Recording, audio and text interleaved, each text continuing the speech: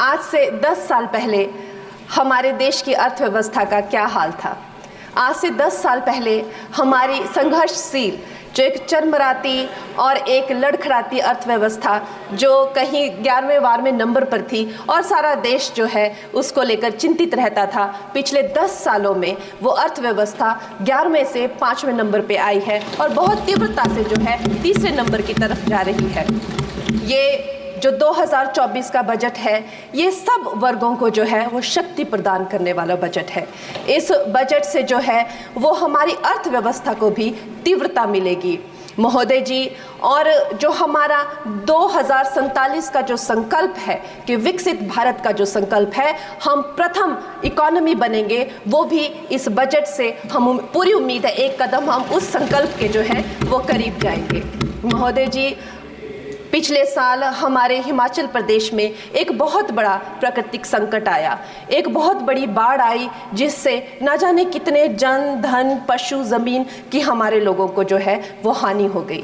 लेकिन दुख की बात यह है कि अभी भी हमारा हिमाचल प्रदेश जो है उस त्रासदी के प्रभाव से जो है उसके प्रभाव से, उसकी हानि से बाहर नहीं आ पा रहा है। और उसका जो मूल कारण है वो है वहाँ की जो कांग्रेस की सरकार है, उनका जो लापरवाही है और उनकी भ्रष्टाचार नीतियां हैं। आज भी हमारे लोग जो हैं उस बाढ़ के प्रभाव से जो पीड़ित हैं। मैं आदरणीय और माननीय हमारी जो वित्त मंत्री हैं श्रीमती सीतारमण जी का मैं आभार व्यक्त करती हूं कि उन्होंने हमारी हिमाचल की जनता के लिए जो है एक स्पेशल रिलीफ फंड की जो घोषणा की है। हम सब हिमाचल वासियों की तरफ से हम आपका अभिनंदन करते हैं और हम आपका आभार प्रकट करते हैं।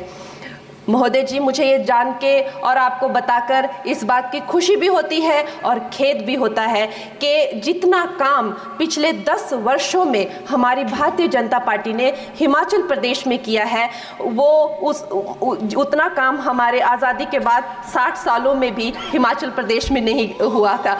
आप सब हिमाचल जाते रहे होंगे। Varsha, it is her maiden speech.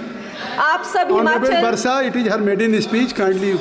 आप सब हिमाचल जाते रहे होंगे और आप सब ने देखा होगा कि वहाँ पर जो है आज से आज़ादी के 60 साल तक सिर्फ कुछ रोड्स बने थे, और वो भी हमारे माननीय जो पूर्व प्रधानमंत्री अटल बिहारी जी रहे हैं, उन्होंने अपने कार्यकाल में जो है वो ग्रामीण प्रधानमंत्री सड़क योजना के अंतर्गत वो रोड बनाए थे। लेकिन पिछले 10 वर्षों में प्रधानमंत्री नरेंद्र मोदी जी की सरकार ने हमारे क्षेत्र को जो है एम्स, IIT, IIM जैसे वैश्विक स्तर के जो है वो संस्थान दिए हैं और वंदे भारत जैसी ट्रेन को हमारे हिमाचल में पहुंचाया है। हमारे हिमाचल जैसे छोटे से राज्यों को 3,500 करोड़ की लागत का मनाली कीर्तपुर जो है वो हाईवे दिया हुआ है, जिसमें माननीय महोदय जी 5 से ज़्यादा टनल हैं और 37 से ज़्यादा उसमें ब्रिजेस हैं। ऐसे वैश्विक स्तर की जो है हमें इंफ्रास्ट्रक्चर वहाँ पे मिली है और साथ ही पूरे देश के लिए जो एक बहुत ही अद्भुत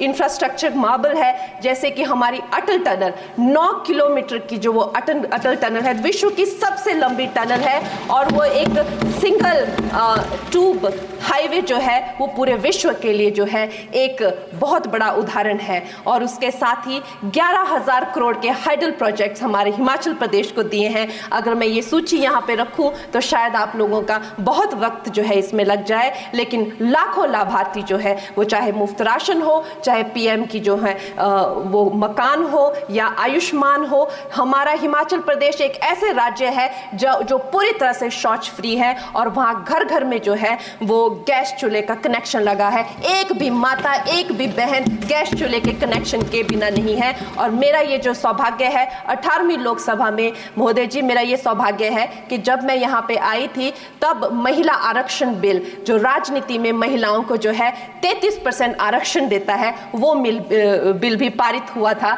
तो मेरे लिए बड़ी ही ये सौभाग्यशाली जो है 18वीं जो लोकसभा है।